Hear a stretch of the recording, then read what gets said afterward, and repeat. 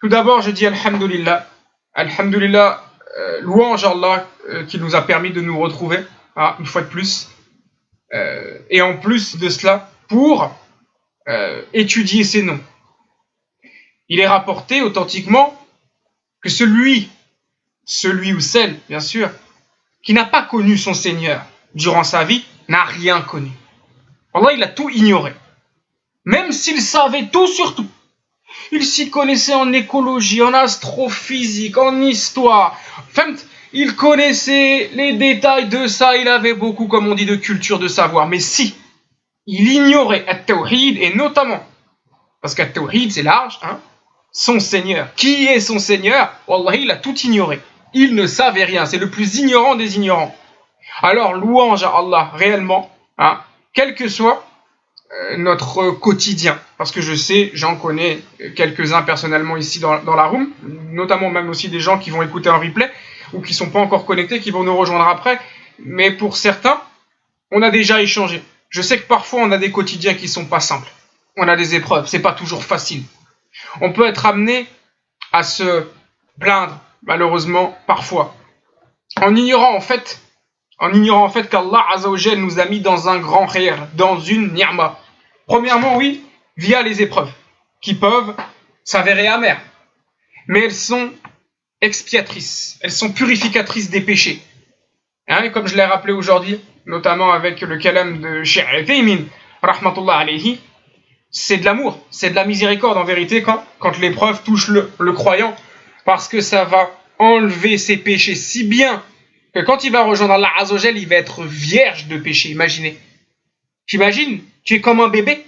Subhanallah, t'as aucun péché. Alors t'en as fait beaucoup. T'as des fautes, des manquements, des désobéissances. Mais ces épreuves-là, sur lesquelles tu as patienté, t'ont permis d'être blanc, si je puis dire. T'es pur, clean, à zéro. Subhanallah. Donc ça déjà, se rappeler de cela, c'est le premier point. Parce que je sais, voilà, on a tous des réalités et parfois tous des quotidiens qui peuvent s'avérer pénibles. Il y a la routine, il y a les épreuves, il y a les problèmes, il y a les contraintes, il y a ci, il y a ça. Mais déjà, ces épreuves-là, il faut s'en rappeler en bien et louer Allah pour cela. Alhamdulillah qu'Allah nous ait éprouvés, nous ait pas mis dans les futilités, dans les passions, dans la distraction. Vous savez, comme ils disent, ceux profitent pleinement de la vie et ils sont à droite, à gauche, ils vont ci, ils vont ça. Comme on dit, ils mangent la dunya par les deux bouts. Ils ne se sentent pas particulièrement éprouvés. Comme ils disent aujourd'hui les jeunes, ils kiffent. Ils kiffent. Ça dure qu'un temps. Ça dure qu'un temps. Et où sont, ces péchés-là? Toujours sur la tête de ces gens-là. Eh oui. Donc pendant que certains s'amusent, d'autres souffrent. Mais en vérité, les gagnants, ce sont ceux qui souffrent. Ça, c'est ce que je voulais rappeler tout d'abord. Et puis, au-delà de l'épreuve, se rappeler, vous voyez, on se rejoint, on se retrouve comme ça, mais idnillah, si c'est possible tous les soirs, et notamment avec ce cours-là, comprendre les noms d'Allah. Allah nous met dans l'étude de ces nobles noms. Il nous facilite le chemin pour le connaître, subhanahu. C'est pas rien. Imaginez, il y a plein de gens, aujourd'hui, ils sont pas dans ça. Ils sont pas dans ça. Parce qu'il faut se rappeler que seule cette chose-là est utile. Allah nous a donc placés dans une grande ni'ma, c'est un grand khair, mais en fait on est ignorants. Nous, tous présents dans la room, lorsque parfois on soupire ou on boude ou on compare notre situation avec d'autres et on se dit moi c'est pas facile. Subhanallah. Si on raisonnait vraiment avec l'œil du djinn, on se rendrait compte en fait qu'on a la meilleure des situations. Notre place là ce soir, il n'y a pas mieux. Il n'y a pas mieux. Alors bien sûr, si tu es assis avec les savants, c'est encore autre chose. Mais vous avez compris. Dans l'idée, dans le thème, il n'y a pas mieux. Il n'y a pas mieux ce soir d'être là à dire on va non seulement parler de dîn, mais en plus essayer de comprendre les noms d'Allah Azza wa Jal. Il n'y a pas mieux. Et Allah a voulu pour nous cela. C'est la grande utilité, c'est le but. وَمَا خَلَقَتُ الْجِنَّ وَالْإِنسَ إِلَّا لِيَعْبُدُونَ. Le reste n'est que futilité, perte et jeu. Voilà, cette dunya n'est qu'amusement. La droite, gauche, le brillant, la femme, la ceci, les enfants, l'argent, le machin, la balade. Et puis après, tout ça c'est poussière. C'est fait pour distraire l'être humain. C'est une tentation, une fitna. Vous avez compris, vous le savez, mais le rappel profite aux croyants, alors on rappelle à moi en premier. Alors parfois, se sentir seul ou être éprouvé, ça permet de se rediriger sur l'essentiel. Donc pense du bien d'Allah Azzawajal, pense du bien d'Allah Tabaraka wa Ta'ala, car Allah est pour le serviteur selon l'opinion qu'il se fait de lui Azzawajal. C'est comme ça que c'est rapporté. Donc aie une bonne opinion de ton Seigneur, même si tu es dans des situations parfois qui peuvent te sembler difficiles. Par cela, Allah te rapproche de lui. Alors que d'autres, comme tu pourrais toi penser, sont dans des ni'am, ils sont bien, mais ils n'ont pas la tête à Allah. Hein, comme c'est souvent rapporté, je me rappelle même Cheikh Shalabi, Hafidallah Ta'ala, le disait, lui en tout cas, et moi je le confirme à mon niveau, il disait comme ça, hein, je le cite, ouvrez les guillemets, je ne connais pas un commerçant qui ait du ilm, un vrai ilm. Je ne connais pas un commerçant, je reprends ses propos, je ne connais pas un commerçant qui ait du ilm. Parce qu'il est droite, gauche, droite, gauche, droite, gauche, l'argent, l'argent, l'argent, l'argent, le flouze, appelle ça comme tu veux. L'oseille, appelle ça comme tu veux. Il a que ça en tête. Société de ceci, il ouvre une société là-bas, et il y a le commerce, et l'employé, et machin. Toi, tu pourrais dire aussi, oh, moi je suis toujours ici, c'est la routine, je ne voyage pas. Et ceux qui font les voyages, tu penses vraiment qu'ils sont dans les îles?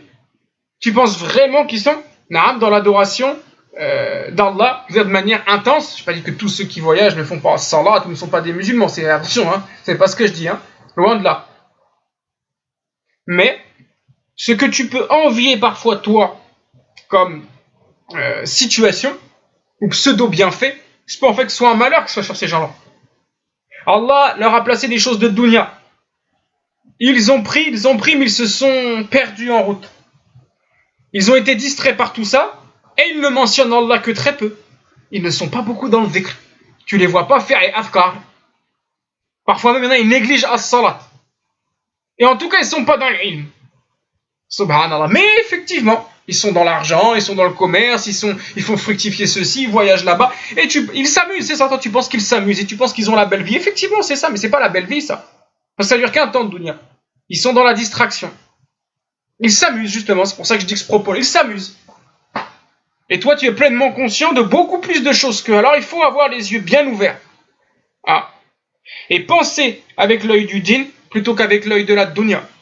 Le croyant, il n'est pas fait pour être heureux, je le rappelle ici. Il n'est pas fait pour profiter, il n'y a pas de félicité, il n'y a pas de... C'est pas ça, c'est pas la joie, c'est pas l'allégresse, c'est difficile.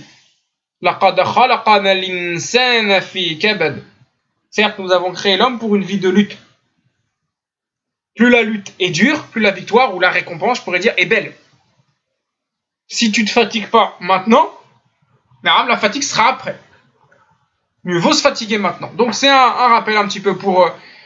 apaiser les cœurs et se rappeler, voilà, peu importe ce qu'on vit au quotidien, se rappeler que si on est en tout cas proche d'Allah Azzawajal et qu'on voilà, on n'est pas dans le jeu, dans la distraction, dans la futilité, bah alhamdulillah. Et laissons les gens de la dunya, laissons la dunya aux gens de la dunya, tout simplement. Alhamdulillah. Et parfois, c'est peut-être ce que tu aurais voulu toi cette dunya, mais Allah veut du bien pour toi. Alors il t'a mis des barrières. Parce qu'il connaît ton nefs. Et puis ton nefs, il est attiré, mais tous, on est comme ça, par des choses de dunya. Si Allah t'avait ouvert des barrières, si Allah t'avait levé les portes, non, ou plutôt levé les barrières et ouvert les portes, c'est plus français, tu aurais foncé tête baissée. Et tu serais loin de lui, subhanahu. Allah, il veut du bien pour toi, il te bloque ça pour que tu te rappelles de lui. Tout comme l'épreuve. Allah t'éprouve pour entendre tes supplications, pas pour te faire du mal, pour entendre tes supplications, pour te voir te courber. Non, on courbe les chines que devant Allah Azzawajal. La ilaha illallah wahdahu la sharika lah. Lui seul est sans associé. Lui seul mérite l'adoration. Il n'y a que lui que l'on adore, et que devant lui qu'on courbe les chines. Et Allah veut que tu te courbes, que tu te prosternes pour lui, que tu l'implores, que tu te repentes. Alors il t'éprouve.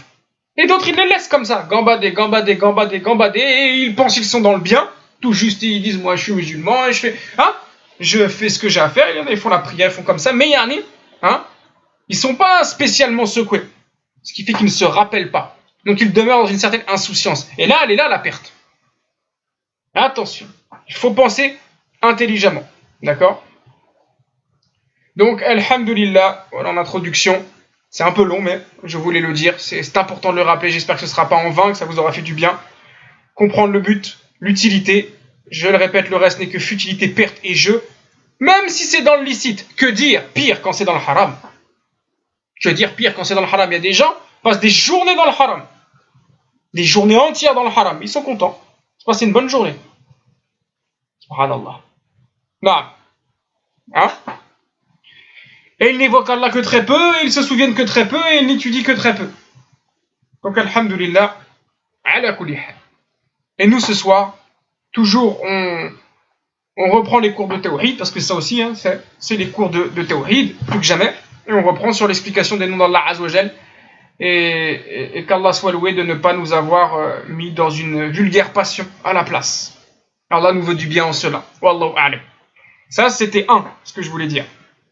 C'est ma pensée comme ça, du soir. L'autre, c'est Yani, en mangeant tout à l'heure, j'ai voulu mettre, comme on dit, un petit reportage. Non. C'était pas anodin le choix du reportage, même si ça m'a un peu, vous allez comprendre pourquoi, presque fait vomir. Mais il y a toujours une sagesse dans tout ce que j'ai pu regarder ou pourquoi j'ai cliqué, etc. C'était pas anodin. Non, à chaque fois, j'y trouve un bien. C'était un reportage sur l'Égypte, notamment sur Nefertiti, là, la pseudo-déesse. Hein, voilà, il l'a qualifiée comme ça, il l'adorait en dehors d'Allah, c'était une idole, etc. Avec son mari, j'ai même oublié son nom, etc. Bref, les pharaons, là. Ça m'a juste rappelé une chose, que vous savez déjà, mais on se le redit, alhamdulillah pour l'islam. Notre dîne, il est saint, il est clair, il est pur, on adore Allah, le créateur de toutes choses, lui qui a créé la lune, le soleil, les astres. Non, toute matière, la terre, ces pharaons-là, leur pseudo-divinité. Alhamdulillah pour l'islam, ça m'a rappelé. Le reportage, j'ai défilé, j'étais plein de Allah musta'an, la hawla wa la quwwata illa billah, la ilaha illallah, n'importe quoi. Oh, ils sont fous ces gens. Et à la fin, j'ai coupé. Wallah, j'ai pas pu regarder, c'est trop. C'est trop, c'est shirk tout le temps, c'est de la tyrannie, du shirk, de la perversité. Et ça m'a rappelé l'histoire de Moussa aussi, qui est parti à la rencontre d'un de ces tyrans. On connaît l'histoire, on l'a, par la grâce d'Allah, déjà étudiée. Donc ça, c'est un grand privilège aussi. On connaît son histoire maintenant, alayhi salam. Et on sait ce qu'il a traversé dans l'Égypte, voilà, comme ça, antique. Et il était là en tant que prophète, ramener la parole de vérité, mais il a été combattu, comme le peuple à l'époque, pour chasser, mais on connaît la fin de ce tyran, etc. Donc, juste avoir vu quelques images comme ça sur l'Égypte et leurs rites, etc., ça m'a écœuré par rapport à ce que j'ai vu, mais ça m'a raffermi et ça m'a rappelé la grande grâce. Notre dîne, c'est tellement simple. Alhamdulillah, on adore la seule divinité digne d'adoration, la ilaha illallah, Allah Azzawajal. Lui qui a tout créé, eux ils s'embourguent dans des choses, et un coup ils adorent pour le soleil, un coup c'est celui de cela, et la fertilité. C'est compliqué leur dîne, c'est très très très très compliqué. Ils font des offrandes à tout va, ils sont pleins d'orgueil, ils ont oublié leur créateur, subhanahu. Mais ça on l'a déjà vu dans l'histoire de Moussa, hein. On l'a déjà vu, on l'a déjà expliqué tout ça, mais c'était un rappel en tout cas pour moi ce soir. Et encore une fois, il y a de quoi dire alhamdulillah. Parce que peut-être qu'aujourd'hui, peu de gens sont encore dans l'adoration des Égyptiens. Voilà, c'est un dîne qui est passé de mode, comme on dit. Mais il y a encore des gens qui sont dans ce genre de rite, en tout cas, dans le polythéisme, dans toutes les manières. Voilà. Et nous ne portons pas de talisman. En tout cas, je l'espère, hein. Pendant c'est clarifié, on l'a étudié ça aussi. Nous ne portons pas de talisman comme ils portaient des amulettes pour se protéger de ceci ou de cela, ou s'attirer ceci et cela. Nous ne portons pas de talisman. Nous n'invoquons qu'Allah, seul et sans associé. Nous ne prions qu'Allah. Nous avons les idées claires. Et pour cela, alhamdulillah. Voilà, j'ai fini d'introduire. Et j'ai dit ce que j'avais à dire. J'ai dit ce que j'avais sur le cœur. Walhamdulillahi rabbil alamin. Wallahu a'lam.